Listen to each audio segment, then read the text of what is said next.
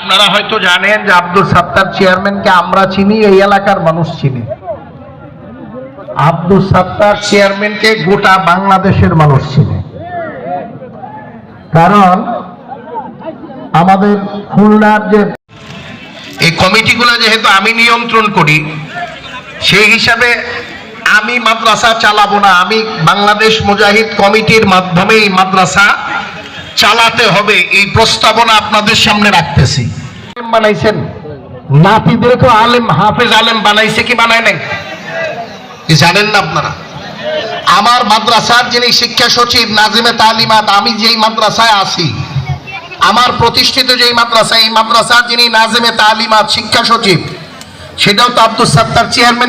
ওই ওনার যে বড় ছেলে আছে সাহেব দাঁড়ান তো দেখি, কি নামে চিনে আপনারা? এই যে এই আব্দুল সাত্তার চেয়ারম্যানের নাতি, আরো নাতি আছে না এখানে?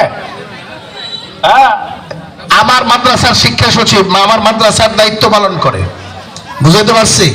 আপনাদের শেরপুরের অনেক ছাত্র তো আসে আমার মাদ্রাসায়, এই শ্রীবর্দীর ছাত্রই আছে। হ্যাঁ, আরো ওই যখন রামপুরাতে মিটিং হইতো তখন তার নাতি নাত করে যায় আমাদের সাথে দেখা করতো।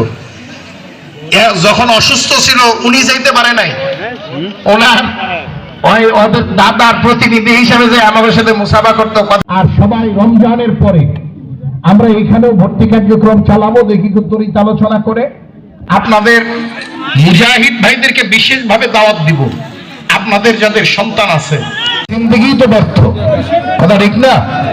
আমরা আমাদের সন্তানগুলোকে চরমোনার পীর সাহেবের আদলে সাজাতে চাই, বানাতে চাই। রাজি আছি ইনশাআল্লাহ? ইয়া আল্লাহ, খালি হাতে কাউকে ফিরে দিও না। ইয়া আল্লাহ, খালি হাতে যদি ফিরে দাও তাহলে এইখানে কেন নিয়ে আসলা? ইয়া আল্লাহ, অনেক আলেম ওলামারা হাত বাড়াইছে, অনেক তোলাবারা হাত বাড়াইছে, আলেম হাফেজরা হাত বাড়াইছে, অনেক হাজী সাহেবরা হাত বাড়াইছে, অনেক দাড়ি ফাঁকা চুল ফাঁকা মুরব্বীরা হাত বাড়াইছে। আল্লাহ, তোমার হাবিব বলছে দাড়ি ফাঁকা চুল ফাঁকা মুরব্বীরা কান্না শুরু করলে তুমি নাকি লজ্জা পাও।